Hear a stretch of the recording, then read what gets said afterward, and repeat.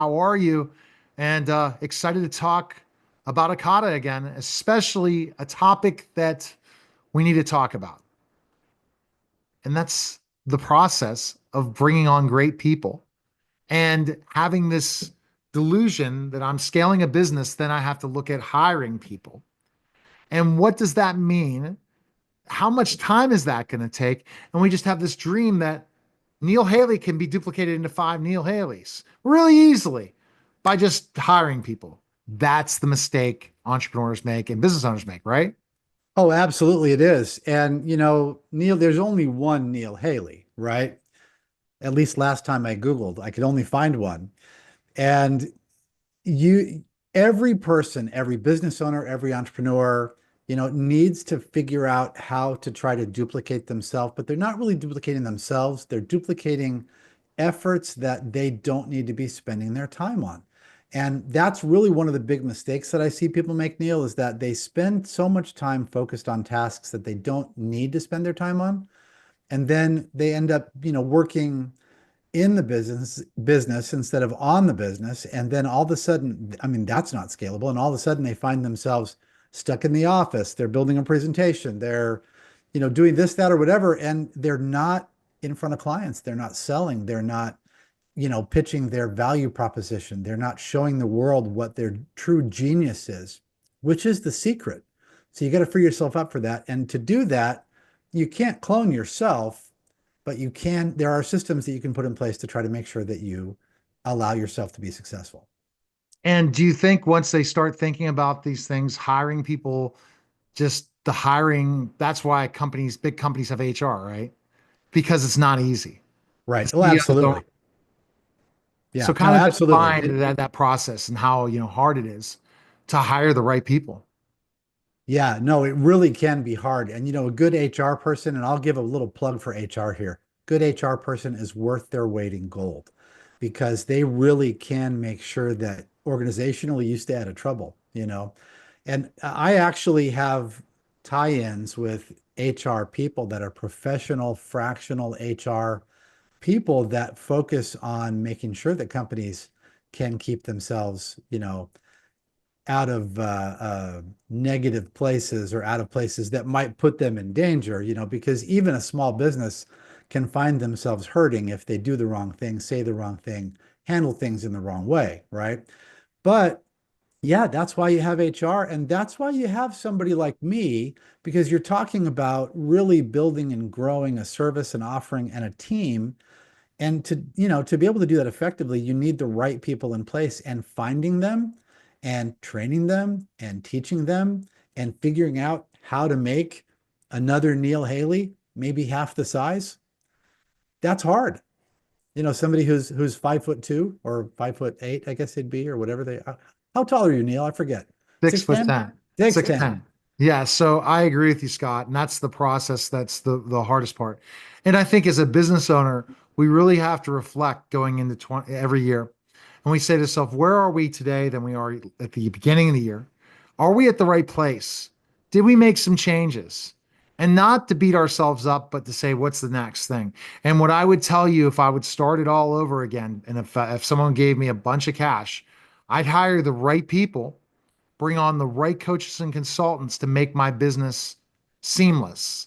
It seems like what we're going to be doing with Neil the Media Giant Haley in 2025 using Akata Consulting and using Artilla is going to make the business go to the next level. And sometimes we have to meet the right people, as Ray Kroc had to meet the right person at McDonald's. If he wouldn't have met that guy that helped him sell real estate, he wouldn't be where he's at. So, what are your thoughts on that, Scott?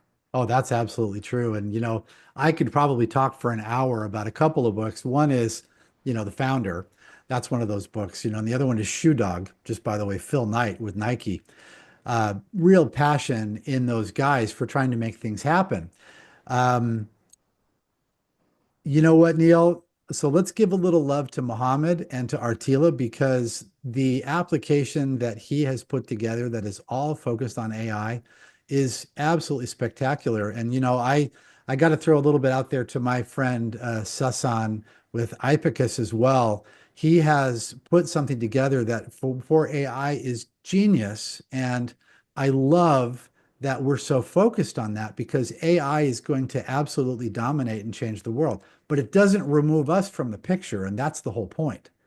Yeah, and David Meltzer flat out said it. It's the fastest way to go 0 to 1. But to go to 1 to 100, you're gonna have to do it yourself. Yeah. It's the fastest way to go 0 to 1. It's the hardest thing to go 0 to 1. But 1 to 100 is all gonna be up to you. And if you don't have that 0 to 1, then you're not going anywhere at all. And this is what's made the opportunity for so many people. I talked about different business ideas I could pitch all day long of companies. If you're sitting here and saying, "Oh, I'm going to just go ahead and make another marketing company," please don't. Not because I don't want the competition, because there's just so many opportunities. If you have a load of cash and you have the right contacts and the right industry, you need to create something through AI that's going to blow your business away, and then hire the right automation with the right resources that Scott brings to the table, and you could blow it up. That's the bottom line.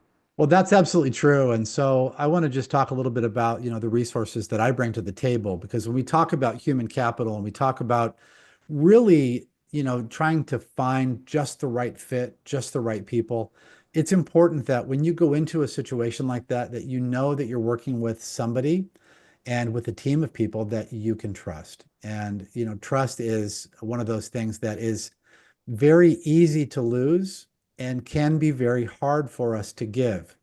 So once we find a situation where we know we can trust the team that we're working with, because they're giving us the results that we need and they're treating our customers the way that we expect them to be treated, which is exactly how we treat them ourselves.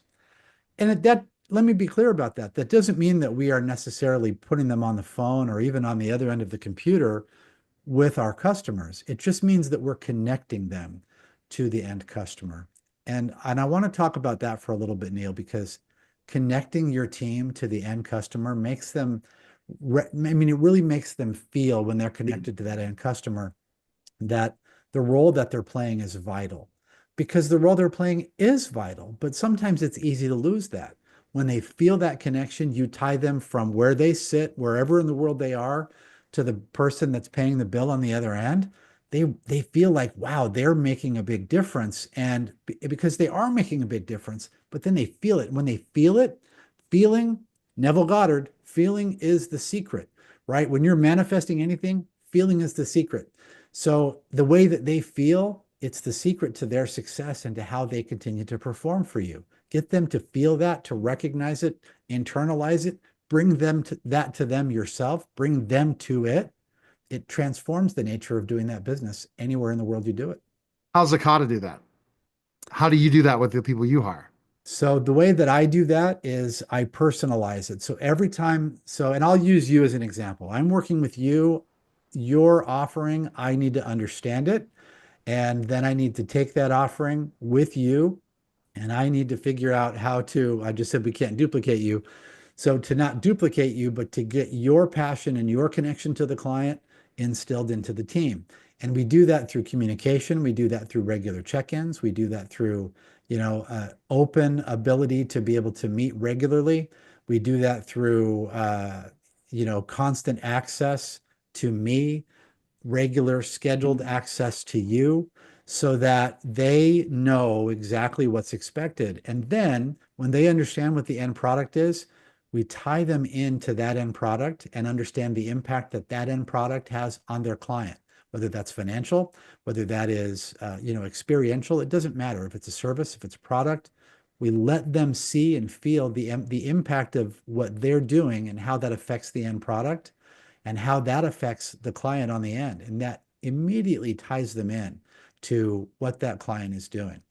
If that tie-in is financial, they're able to see and feel and recognize what the value that they're actually bringing is. It changes the nature of how they view their work. All right, best place to go.